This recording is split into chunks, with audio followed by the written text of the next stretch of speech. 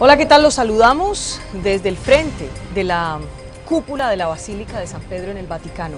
Doctora Sandra Morelli, gracias por aceptar esta visita para Noticias RCN y la FM de RCN. Muy sorpresiva, pero grata, Vicky. Quisiera, excontralora, que conversáramos un poco. El fiscal Eduardo Montealegre ha dicho que usted es una prófuga de la justicia. ¿Usted se siente prófuga de la justicia? ¿En qué momento sucedió todo esto? Técnicamente el prófugo de la justicia es una persona que ha sido condenada. ¿Eso quiere decir que el fiscal ya me condenó? Al salir del país, le pregunto, doctora Sandra Morelli, ¿está huyendo de la justicia? Bueno, primero que todo yo tengo derecho a asistir a las audiencias con un mecanismo de defensa.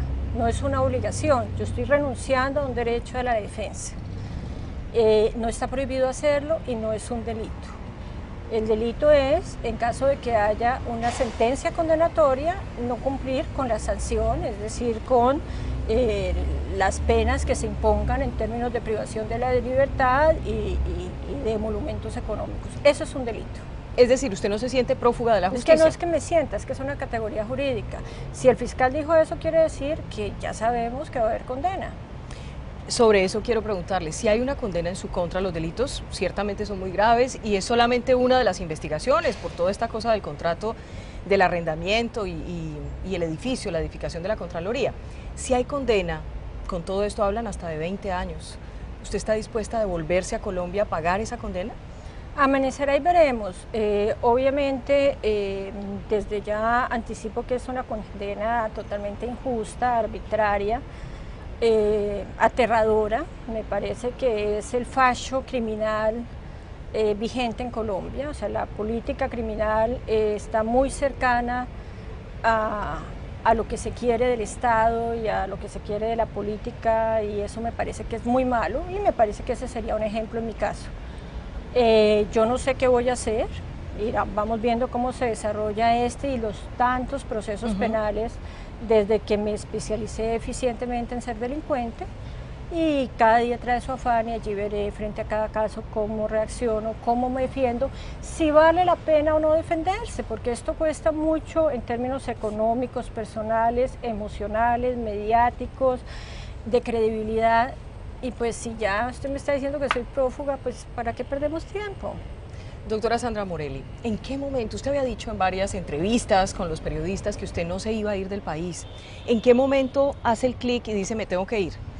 Hago el clic y digo me tengo que ir el día viernes.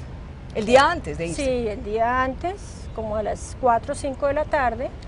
Recibo una visita de personas que me informan que precisamente todo el acervo probatorio que yo he preparado para demostrar que yo soy madre cabeza de familia, que por lo tanto en caso de una detención habría lugar a que esta fuera domiciliaria, iba a ser utilizado precisamente para plantear mi peligrosidad y de todas maneras ver de proveer por mi hijo mediante una de esas soluciones que ofrece el estado de bienestar, o sea, el bienestar familiar. ¿Quiénes fueron esas personas que no le lo voy a contaron decir, eso? Me pidieron encarecidísimamente que no lo informara y obviamente no lo voy a hacer.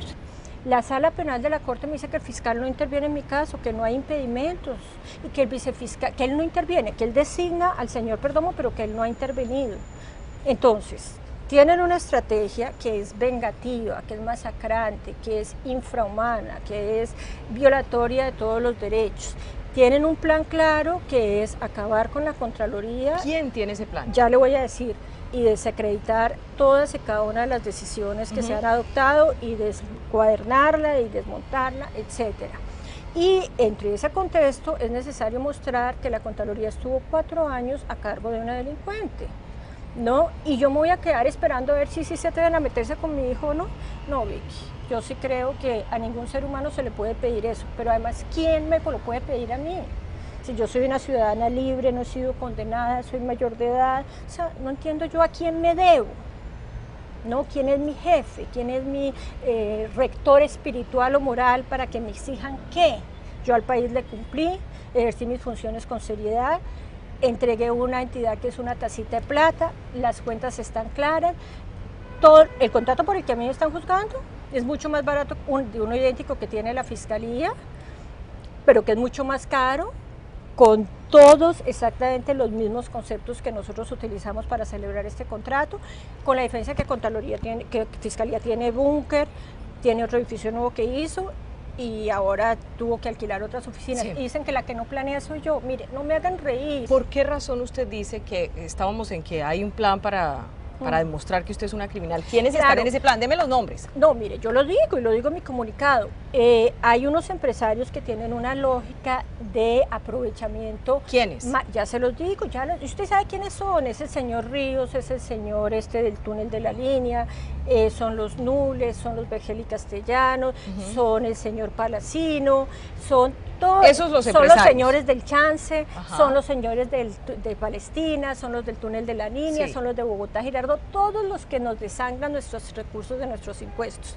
Y ellos siempre entran en unos pactos con el Estado que si uno va y los examina, son pactos supremamente ventajosos para el particular y supremamente malos para usted y para mí que pagamos impuestos, ¿no? Entonces, tratar de aconductar eso es terrible.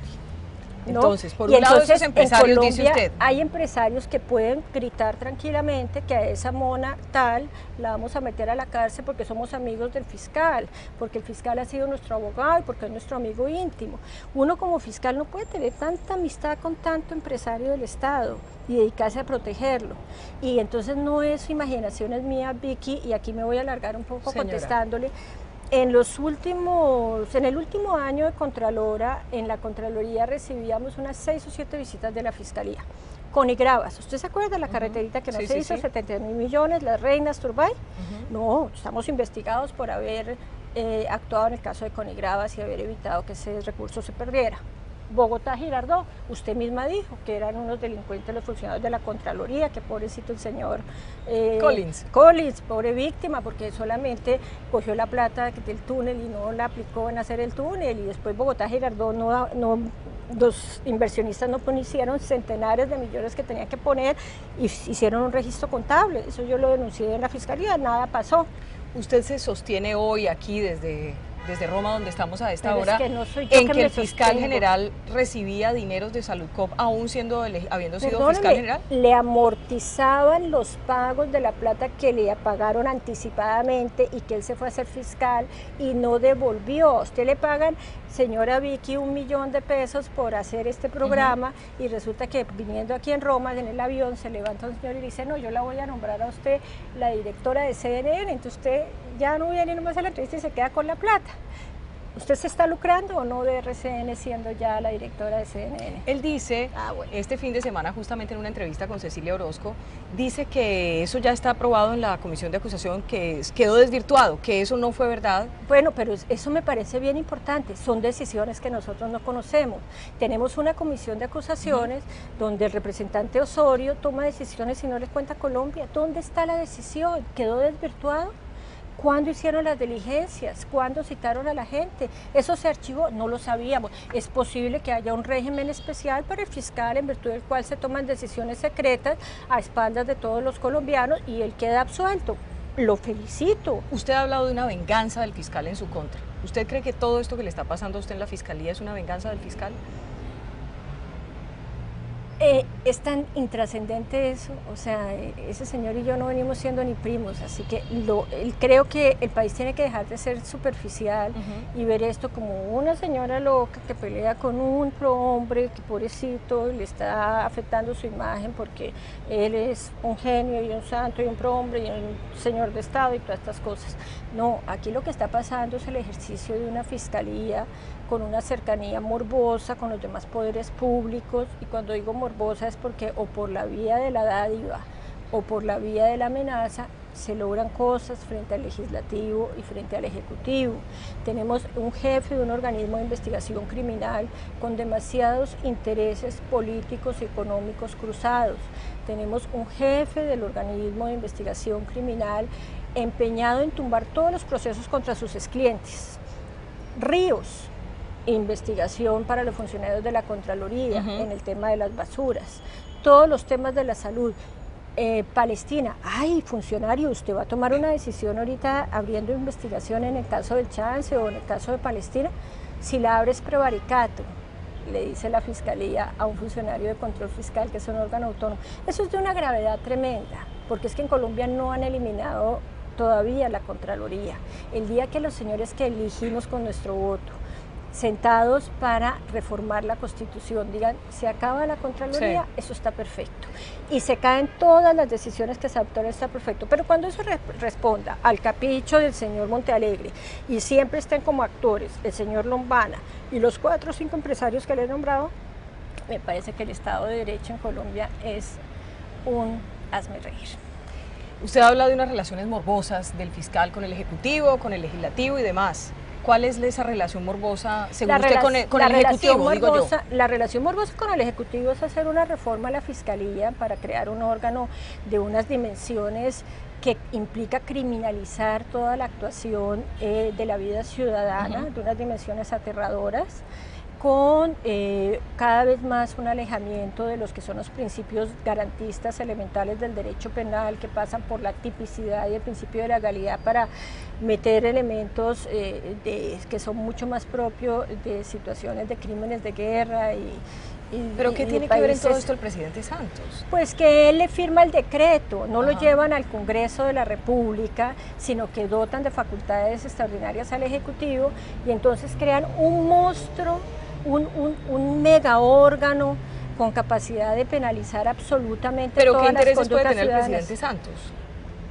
Eso sí toca preguntárselo a él, pero es que un presidente de la República no debe hacer una reforma a un órgano del Estado de esa relevancia sin someterla al debate parlamentario. Es que las facultades extraordinarias son una figura que tiene que ser excepcional y que no se justifican realmente en determinados casos. Para eso está el Parlamento y el debate democrático es sano. ¿Cómo es la relación entre el fiscal y el presidente? Tiene que preguntársela al fiscal y al presidente. Para efectos prácticos, para efectos de la Contraloría que yo dirigí hasta hace poco tiempo y para efectos míos personales, hay una gran cercanía y una gran simpatía y una gran como afinidad en la concepción de las cosas del Estado. Pero eso no es malo. Lo malo sería otra cosa. Y se lo quiero preguntar con tranquilidad. Usted me decía fuera de cámaras, mire, el fiscal le da órdenes al presidente. ¿Eso es verdad? Pues claro. ¿En qué sentido? ¿Cuáles órdenes? No, pues que le apruebe esa reforma. ¿Y por qué habría el fiscal de darle órdenes al presidente? No, pues es que perdóneme, lograr que le firmen a usted una reforma donde la incrementan su presupuesto, sus funciones, reforman los demás órganos del Estado, reforman la Constitución de manera ilegítima, incrementan el presupuesto que no lo hay de una forma totalmente desproporcionada, pues es una manera de que prevalezca la voluntad del fiscal sobre la del presidente, ¿o no? Y es una concepción del Estado donde el Ejecutivo considera que debe haber una hipertrofia de la criminalización de la sociedad y una minusvalía de los organismos que se encargan de controlar la legalidad o el buen uso de los recursos. Y usted me hablaba también de amenazas del fiscal. En ese sentido, con el Ejecutivo, ¿cómo puede amenazar el fiscal al Ejecutivo? De amenazas no, pero mire, por ejemplo, si usted no le giran la plata que necesita para implementar su gran reforma y usted mete una acción de cumplimiento a Hacienda, ¿le parece que esa es una manera de relacionarse con Hacienda, una acción de cumplimiento? A mí me parece eso agresivísimo. Me parece, yo de verdad revocaría los decretos a los 5 minutos si fuera presidente de la República. Me parece que eso es una manera realmente aterradora de además mostrar cómo el Poder Judicial podría imponerse sobre el Ejecutivo para que el fiscal pueda obtener el recurso que necesita. Todo eso, Vicky, para un constitucionalista es un anatema. Yo quiero saber si este caso realmente es solamente el caso de Sandra Morelli o si usted mismo ha hecho una lectura de lo que significa en el país que usted se haya ido del país, que haya una imputación en su contra, que seguramente pues va a haber una medida de aseguramiento, no sabemos si con detención o no, pero lo cierto es que todo este caso parece ir más allá de Sandra Morelli. ¿Qué está pasando en Colombia con la justicia? Miki, mire, esa pregunta me gusta mucho porque es una pregunta que hace trascender lo que está pasando en Colombia con la justicia. En Colombia, para mí, con mi lenguaje de constitucionalista de vieja data, no recién aprendida a partir del ejercicio de un cargo, pues sencillamente se rompió el Estado de Derecho, no hay separación de poderes, hay mucha circulación entre el Poder Judicial y la Casa de Nariño, hay mucha simpatía, El Parlamento está totalmente estigmatizado y es siempre presentado como el centro de la corrupción, y eso implica un ataque muy fuerte y muy frontal y mortal a la democracia, porque finalmente ellos son los que nosotros elegimos y el Parlamento toca protegerlo, toca vigilarlo, pero es la fuente de la democracia. Esa actitud de descrédito permanente al Congreso es muy malo. Bueno, cuénteme qué hay en común entre los casos de los exfuncionarios uribistas Andrés Felipe Arias, María del Pilar Hurtado, Luis Carlos Restrepo y usted, que salieron del país. Bueno, sí, ante procesos judiciales. ¿Hay algo en común? Bueno, mire, yo creo que no hay en común, o sea, técnicamente hablando, no hay ni circunstancias de modo, tiempo y lugar que coincidan. Yo, que entre otras dicté una sentencia en contra, un fallo en contra del doctor Andrés Felipe Arias por un motivo de manejo de recursos del Estado, debo decirle que a mí me cuesta mucho trabajo pensar que una persona sometida a la ley de justicia y paz, con varias masacres en las espaldas, pague 8 años, que por buena conducta se le vuelven 5, y el señor Andrés Felipe Arias pague 17 años. Digamos que esas cuentas no me suman. Sí. Eso no está en mis categorías, yo no aprendí a digerir cosas de ese orden.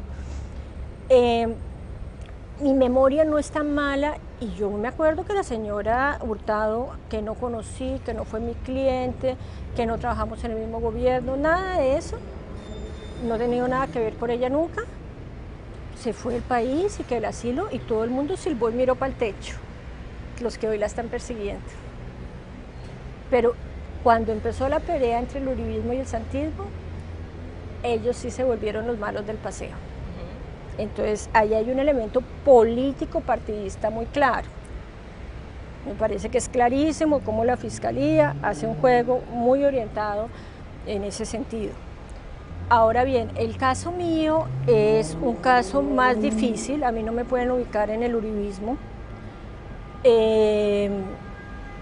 pero yo sí le quiero, aunque también debo decir que he contado pues con la solidaridad de esa bancada en el Congreso, como de las demás bancadas del Congreso.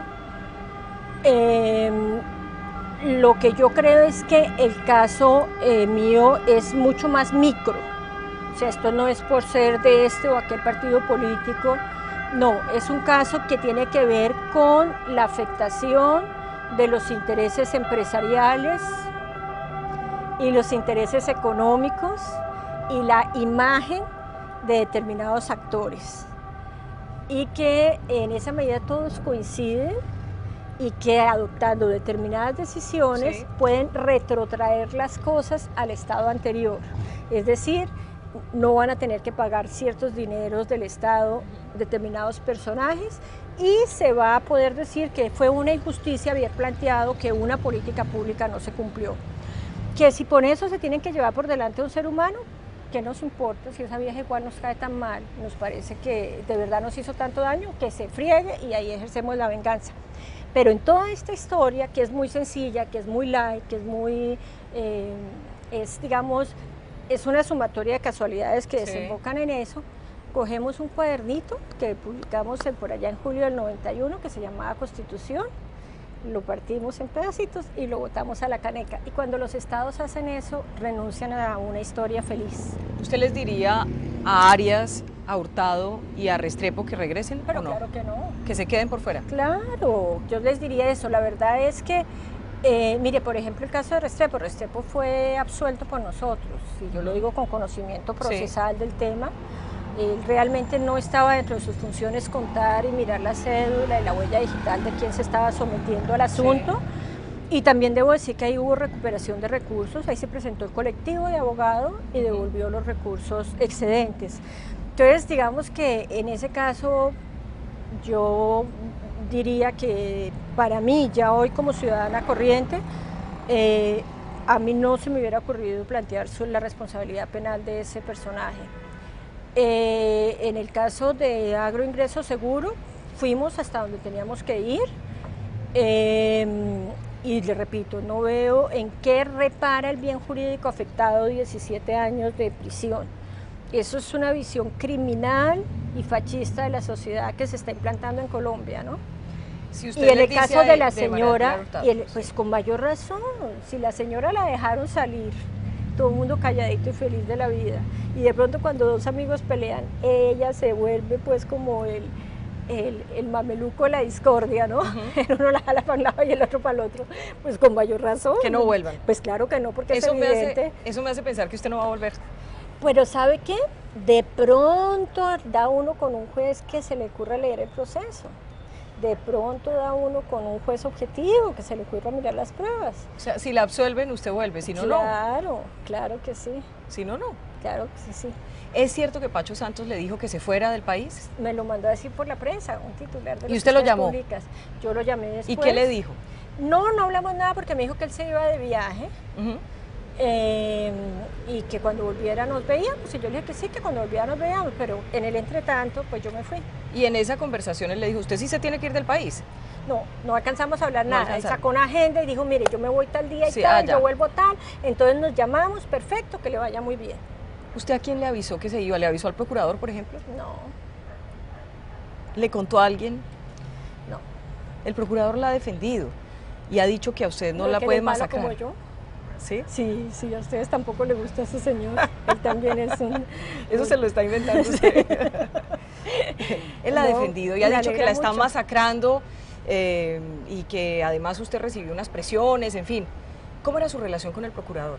Una relación totalmente institucional, personal, cordial, pero es evidente que el país nunca pudo decir que hubo una manguala entre Procuraduría y Contraloría. Él tomaba unas decisiones y unas posiciones, Sí. y nosotros tomábamos otras posiciones y otras decisiones. Por ejemplo, en el tema de las pensiones, del carrusel de pensiones, la posición doctrinaria de él era muy distinta a la nuestra, pero eso no implicó de ninguna manera ningún conflicto, ni mucho menos. Y él hacía su oficio como él bien tenía y nosotros el nuestro. Aparte de tener una buena relación personal, y yo personalmente le tengo mucha admiración y mucho cariño. Cuénteme una cosa. En cuanto al procurador, usted dijo que había sabido de una fiesta, supuestamente en la casa del fiscal Montealegre, en la cual brindaban por que iban a sacar supuestamente al procurador y porque la iban a sacar a usted judicialmente complicada. Cuénteme de esa fiesta. Divina esas frases suyas, judicialmente complicada. Bueno, mire, esa fue una fiesta que se hizo en la casa del señor fiscal. ¿Cuándo? No, yo no me... una semana antes o 3 días antes de que tomaran la decisión de que el Consejo de Estado se pronunciara sobre si había lugar a anular la elección del procurador o no. Y esa fiesta fue muy alegre, asistieron muchas personas y allí pues muy alicorados, con palabras de esas que dice uno en privado o que de pronto no dice. ¿Cuáles? Decían que se iban a mamar al procurador y a la contralora. Y entonces yo me enteré, yo fui donde el procurador a contárselo y él también lo sabía y él tenía muchos más detalles de los que yo tenía. ¿Y qué detalles le contó el procurador? No, dígale a él que le cuente, Vicky. Contralora, excontralora. ¿Por qué supo usted de esa fiesta? ¿Quién se lo contó? ¿Alguien que estaba dentro de la fiesta? No, alguien que salió escandalizado, que le parecía que estaba en una fiesta de mafiosos. Y que a pesar de que es amigo de esas personas dijo que había salido asqueado y se fue a la casa de un amigo común. Ajá. Y ese amigo común me lo contó. ¿Y sabe quiénes estaban en la fiesta? Sí, ¿Me puede hacer una lista? No, señora, esa fuente sí, esa sí le va a tocar No me diga quién hacer le contó, no, pero no me diga quién le contó, va pero a tocar cuénteme hacer quiénes estaban. otro viaje, pero no a Roma. Doctora Sandra Morelli, es importante mirar un poco las opiniones que usted hoy tiene acerca de algunos organismos de justicia o de control o del mismo Ejecutivo. Quiero preguntarle puntualmente con respuestas muy cortas. ¿Usted qué piensa de la Corte Suprema de Justicia? Para el caso mío no me genera ninguna tranquilidad por las decisiones que ha tomado la sala penal, por la manera como influyen en las elecciones de miembros de otras salas, como presionan a los parlamentarios. No me genera ninguna confianza, salvo una o dos excepciones de miembros de esa sala, que pues obviamente no los voy a mencionar. Siento que tiene mucha preocupación en torno a lo que está pasando en la Corte Suprema. Sí, muchísima. ¿Hay delincuentes en la Corte Suprema entre los magistrados? Yo no sé si ellos delinquen o no, pero yo sé que no se comportan a la altura de lo que impone, por ejemplo, ser magistrado de una alta corte y por lo tanto no levantar el teléfono a presionar a un parlamentario que tiene una investigación en el despacho de uno para que vote en determinado sentido. Eso no se puede hacer. ¿La Corte Suprema está perdida? No, yo no tengo ni idea, eso toca preguntarles a ellos. El presidente Santos, su opinión hoy. El presidente Santos está criando un engendro, está criando un cuervo. ¿Quién es el cuervo? El fiscal. ¿Qué opina hoy del fiscal? ¿Su opinión sobre el fiscal? No me merece ninguna opinión. ¿Por qué? Porque ya leí tantas. ¿El procurador? El procurador es un funcionario probo, digno, inteligente, es una persona importante para Colombia y está bien que se haya mantenido como se ha mantenido, porque es que no podemos jugarle a un unanimismo que se vuelve totalitarismo.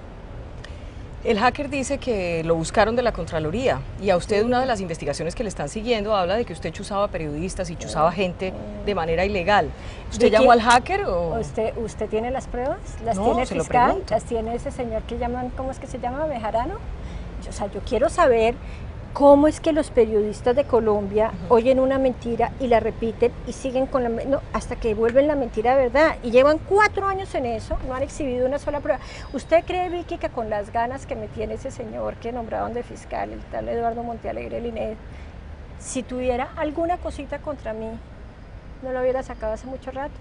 Ahora, yo creo que uno no pone en el periódico un aviso que dice: la Contraloría General de la República convoca a los raponeros de la 10ª para que se sirvan presentarse al concurso que se iniciará mañana, a los piratas del ciberespacio para que aporten su hoja de vida de cara a escoger 39 delincuentes para que...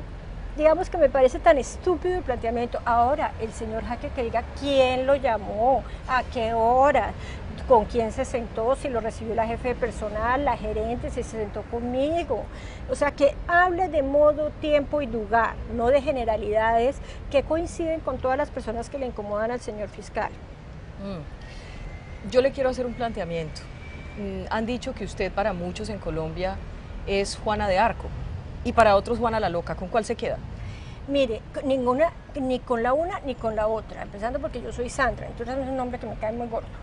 Pero independientemente de eso, le quiero decir una cosa.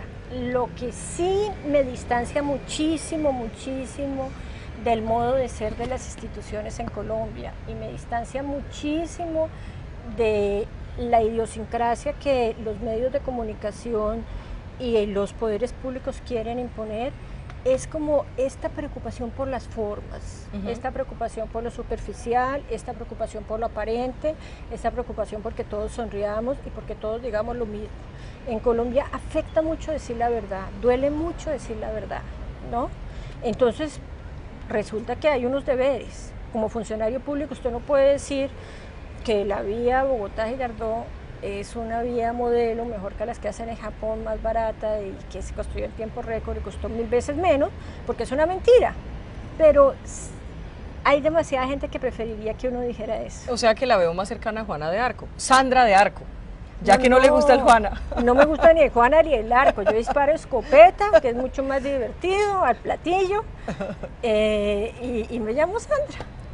Hablemos de las cuentas en el exterior que ha dado a conocer la Fiscalía que tiene, que supuestamente usted tiene unas cuentas en los paraísos fiscales. Sí, claro, y fue la Fiscalía la que dio a conocer esas cuentas. Pues no, yo le quiero decir una cosa, ni siquiera yo publiqué la información, la conocí ya publicada, bueno, pero sí es información que está en poder de la Fiscalía, evidentemente. Claro, mire, yo le voy a decir una cosa, hay una tutela en Colombia de un magistrado, de un tribunal, que es la sala penal del Tribunal Superior de Bogotá, que dice que yo no puedo tutelar al fiscal porque él no es sujeto tutelable, él no tiene vocación de violar derechos, que anulan esa tutela. Acá cómo me atrevo a tutelarlo por violar la reserva del sumario y por violar la reserva bancaria. Mire, mi querida Vicky, si la vuelvo a ver, quiero que saque esas imágenes. Yo declaré esas cuentas el día de mi posesión. Y además explico el origen de ese recurso y además son pinches poquitos pesos. Yo quisiera que tuviera mucho más ceros. Lo que pasa es que como yo no tengo ciertos clientes, pues no puedo meterle más ceros a esas cuentas. Todos los movimientos, y esto es la prueba de que la Fiscalía está infestada de delincuentes que actúan dolosamente, y es la prueba más fehaciente que yo tengo. Y lo repetiré y lo gritaré a grito pelado cuantas veces sea indispensable. es que cuando a uno no le alcanza la plata porque no roba, yo entré a la Contraloría con 50 millones de deuda y salgo con 600. Y cuando a usted le toca pagar el impuesto de una casa como la donde yo vivo en Bogotá, ¿no? Entonces, ¿qué hace? Le dice a la mamá, mamacita, ¿se acuerda esa plata que es de su marido y suyo? Venga para acá, ¿sí? Venga y giramos para no deberle al fisco, porque yo sí pago impuestos, a mí no me los paga Salud Cobro, ¿no? O venga que toca pagar las tarjetas de crédito que están. Entonces, son de cuentas que provienen de recursos que eran de mis abuelos, que eran de mi papá, de la que familia. son de mi mamá, que son ridículos, o sea, son 100.000 euros, 50.000 euros, 30.000 euros, no sabría decirle, pero estamos hablando de esas cifras, porque es lo que se ganan las personas decentes cuando hacen piñones y cobran factura, o hacen un concepto jurídico y se ganan un sueldo. Nosotros no somos productores Quienes de están diciendo fortunas. que hubo movimientos en esas cuentas, Claro. mientras usted hizo el arriendo, mientras hizo todo lo que la tiene hoy. No, me encanta Vicky, porque yo le quiero decir que es tan ridículo lo que están diciendo, es tan malintencionado, es coger una manzana y entonces usted tiene una cuenta que la lleva a Bancolombia, porque es que esto no se llevó a ninguna de esas cosas donde iban el Iván Moreno, no, si va a Bancolombia, me le dice, mire, si es en euros tiene que ser en Caimán, y si es en dólares es en Panamá, o sea, esa es una organización de ellos, Sí. ¿no? Porque a mí Caimán eso me tiene sin cuidado. Entonces, y usted los pone ahí, cuando usted entra esos recursos al país, paga impuestos, porque yo no los llevo en maletica ni nada de eso, paga impuestos y los mete por el sistema financiero, por el mismo Bancolombia, y además lo destina a pagar deudas, porque no es a capitalizar ni a comprar absolutamente nada. Es más, si yo fuera extorsionista, estafadora, ratera y delincuente, pues sí sería muy baratera, además, muy muertica de hambre, ¿sabes? Eso también me ofende mucho, pero bueno. Entonces, le quiero decir lo siguiente, lo que no contó la Fiscalía, porque está infestada de funcionarios que actúan de mala fe, dolosos y antitécnicos. ¿Todavía sigue pensando que el fiscal Montealegre, si pudiera, la mandaba a matar? Si en Colombia hubiera pena de muerte, él hubiera pedido imputación y pena de muerte para Sandra Morelli. Y usted sabe que es así, Vicky. ¿Por qué la odia tanto, según usted? Porque yo le conté al país lo que él hacía en sus asesorías y cómo siendo fiscal seguía beneficiando a estos señores. ¿Cómo es posible, después de todo lo que está aprobado en Salucó, que además ciertos medios lo esconden, ¿no? Lo tapan y lo encubren? Entonces eso es un papel ahí, un rol bien complicado, ¿no? Pero ¿cómo es posible que el señor Palacino sí vive en Boca Ratón? Sabiendo todo lo que usted sabe, Vicky, con las pruebas que usted conoce, y estén preocupados porque yo esté en Roma. No me friegue, no me hagan reír, es que definitivamente yo sí debo estar muy loca. Doctora Sandra Morelli, mil gracias por estar con nosotros desde Roma. ¿Ya visitó el Papa? No he ido a visitarlo, un día esto le pido audiencia, ¿sabe que no es mala idea? Estaremos atentos. Eso veo, Vicky, eso veo. Sigan ustedes en Bogotá.